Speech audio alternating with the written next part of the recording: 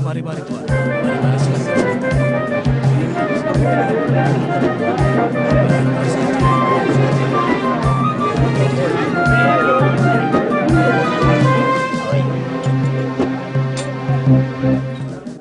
Wahai Abu Sufyan.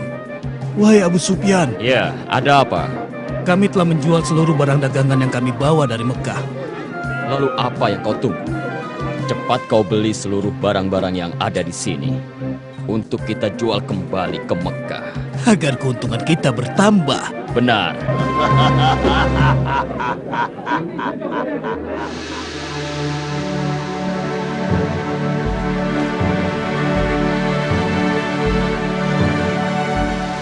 Selamat datang, aku ucapkan, wahai penguasa Busra.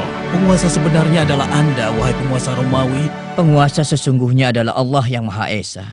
Salam sejahtera bagi baginda penguasa Romawi serta rahmat Allah dan berkatnya untuk baginda. Siapa orang ini yang datang bersama Anda, wahai penguasa Busra? Kenapa dia tidak membungkukkan badannya ketika berhadapan denganku? Hamba Dihyani Al-Khalifah Al-Kahfi. Kami tidak membungkuk kecuali kepada Zat yang Maha Esa dan Maha Perkasa.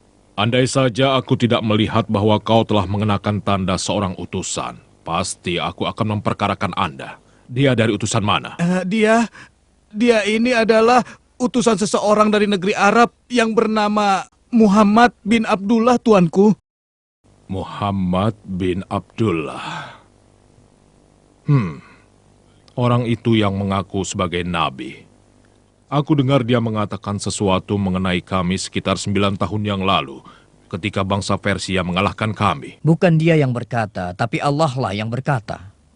Bismillahirrahmanirrahim. Alif Lam Mim.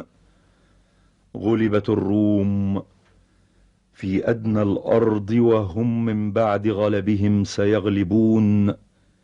Fi bid'i sinin. لله الأمر من قبل ومن بعد ويومئذ يفرح المؤمنون صدق الله العظيم.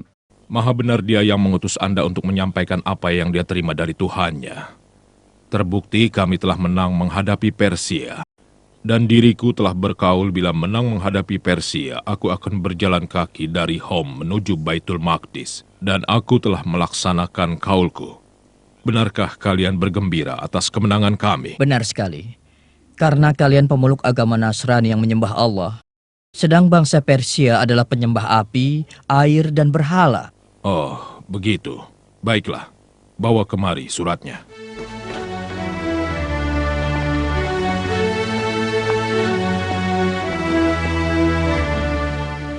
Dengan menyebut nama Allah yang Maha Pengasih, lagi penyayang. Dari Muhammad hamba Allah dan utusannya, ditujukan kepada Heraklius, penguasa Romawi, keselamatan bagi yang mengikuti petunjuk. Ikutilah ajaran Islam, maka Anda akan mendapatkan keselamatan yang sebenarnya. Ikutilah ajaran Islam, maka Anda akan mendapatkan pahala 2 kali lipat. Bila Anda menolak, maka seluruh dosa bangsa Romawi menjadi tanggung jawab Anda. Wahai Panglimaku, siap menerima perintah. Aku dengar bahwa ada beberapa kabilah Muhammad yang berdagang di sini di Baitul Maqdis. Undang mereka kemari. Cepat, laksanakan. Siap laksanakan, tuanku. Sebentar lagi kita akan tahu kebenarannya. Mulailah menulis amar. Dengan nama Allah yang Maha Pengasih lagi Maha Penyayang. Ditujukan kepada Muhammad utusan Allah. Dari Najasyi Asama. Salam sejahtera. Aku bersaksi bahwa Anda adalah utusan Allah. Dan aku membaiat Anda. Dan aku menyatakan menjadi seorang Muslim karena Allah Tuhan Pencipta.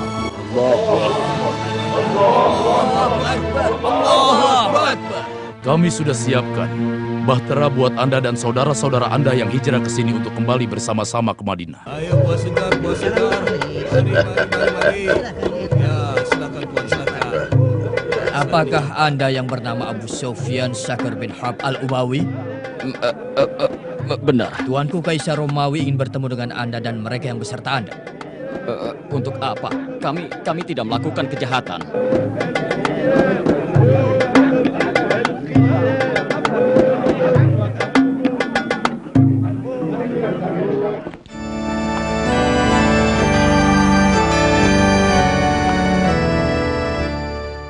Aku telah mempelajari tentang orang yang disebut sebagai nabi. Dia tidak memerintahkan memakan sembelihan yang menjadi bangkai. Dia bukan seorang penyihir sesat. Dia bukan pula paranormal yang kerjanya berbuah. Aku telah menemukan pada dirinya tanda-tanda kenabian. Dan itu tidak bisa dipungkiri. Lalu bagaimana Anda membalas suratnya?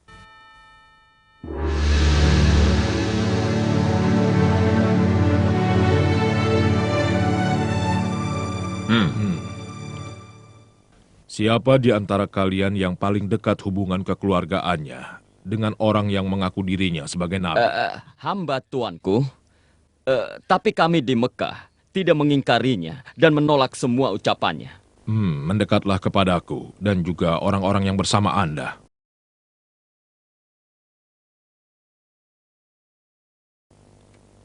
Wahai Abu Sufyan, aku akan bertanya padamu tentang Muhammad dan kuperingatkan agar kau tidak berdusta. Dan untuk yang lain, kalau dia berdusta, tolong beritahu padaku. Mengerti?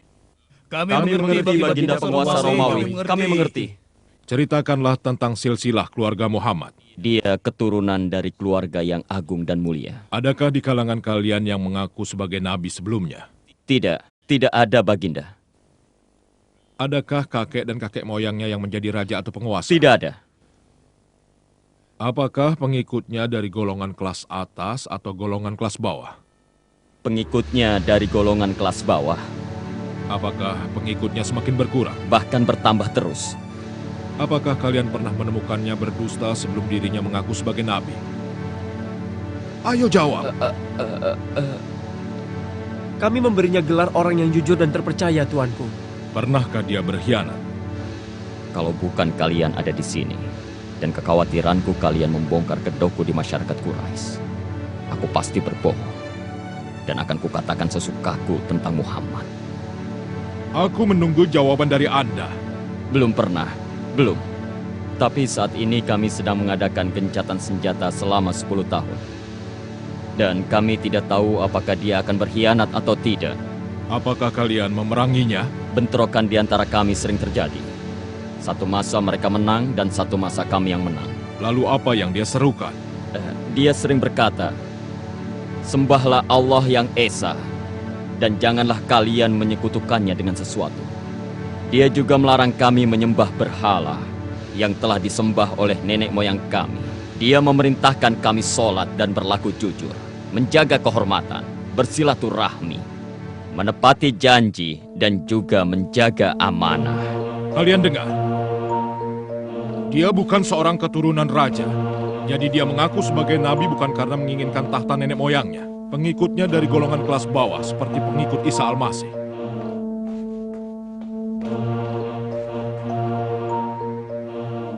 Dia tidak pernah berbohong pada manusia. Jadi kalau dia tidak berbohong pada manusia, mana mungkin dia berbohong pada Tuhannya?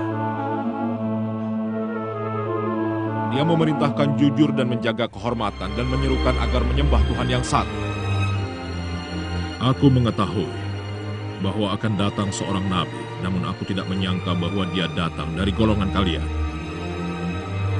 Bila keterangan kalian benar, maka dia berhak memiliki tempat di mana aku berdiri. Bila diriku berada di sisinya, akan kucuci kakinya. Itulah yang akan aku lakukan bila aku bertemu dengan.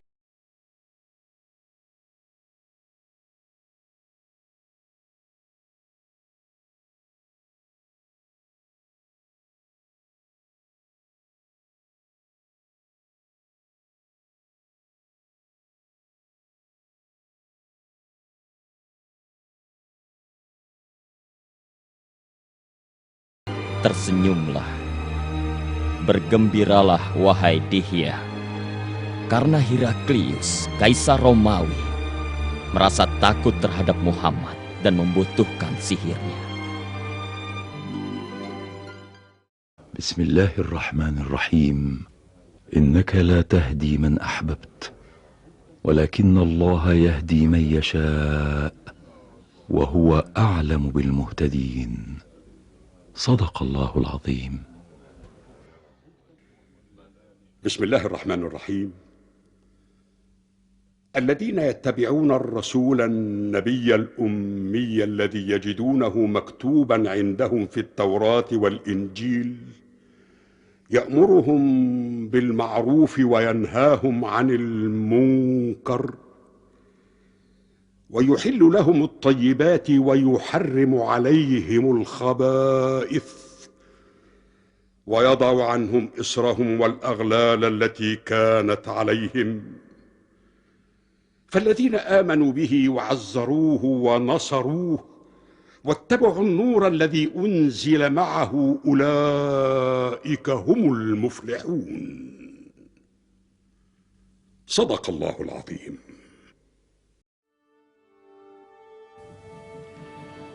Dengan menyebut nama Allah yang Maha Pengasih dan Penyayang, ditujukan kepada Muhammad utusan Allah dari Mukaukis penguasa Mesir. Salam sejahtera bagi Anda.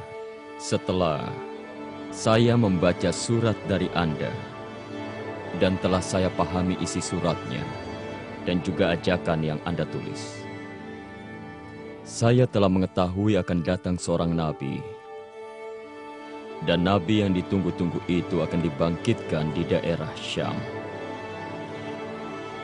Saya telah menghormati utusan Anda, dan saya persembahkan 2 orang budak wanita. Kedua budak wanita itu adalah wanita yang mempunyai kedudukan terhormat. Dan saya hadiahi seekor bahal untuk Anda kendarai, juga kain-kain yang indah. Wassalamualaikum.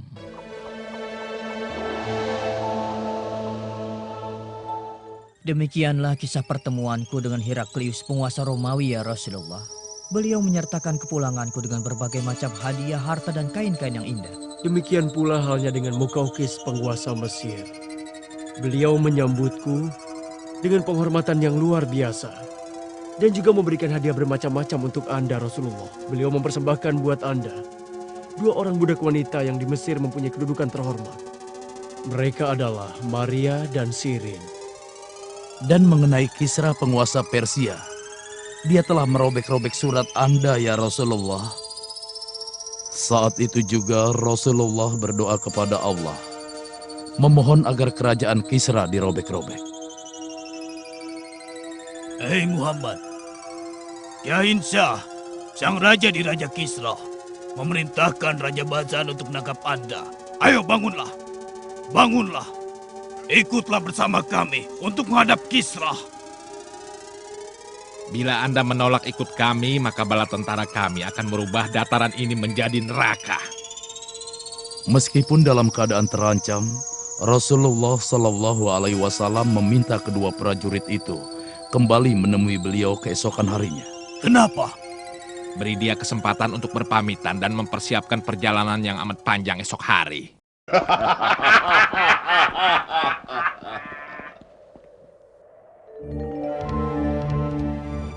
Malam harinya, yaitu malam Selasa, tanggal 10 Jumadil Ula di tahun ke-7 Hijriah, Rasulullah Shallallahu Alaihi Wasallam diberitahukan bahwa si Rohab putra Kisra telah melakukan perebutan kekuasaan. Kisra dibunuhnya, lalu dia mengangkat dirinya sebagai penggantinya. Allah telah merobek kekuasaan Kisra melalui tangan putranya.